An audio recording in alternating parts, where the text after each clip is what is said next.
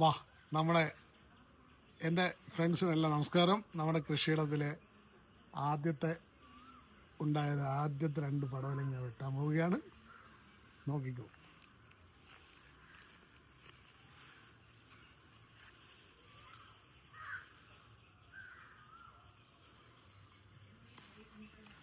ഒരെണ്ണം.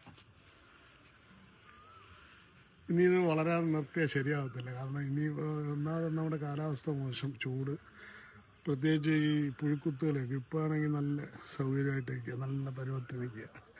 ചെറിയ രോമം വന്നിട്ടുണ്ട്, കണ്ടോ? അത് തന്നെ അതിൻ്റെ വിളഞ്ഞു എന്നുള്ളതിൻ്റെ ലക്ഷണമാണ്.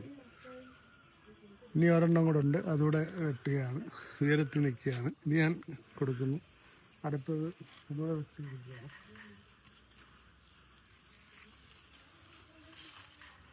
ഉയരത്തിലായതുകൊണ്ട് ഇച്ചിരി പാടാണ്, എന്നാലും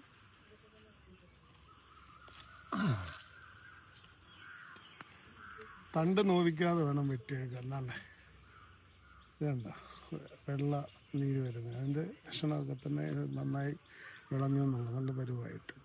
ഇനി ഇതധികം വളരില്ല, ഇത്രയേ ഉള്ളൂ ഇതിൻ്റെ വലുപ്പം. അതിൻ്റെ പൂ ഒക്കെ ഉണങ്ങി കണ്ടല്ലേ. ഇങ്ങനെ 2 വെട്ടി അടുത്തതെല്ലാം ചെറിയ പരുവത്തിൽ ആയി വരുന്നുണ്ട്.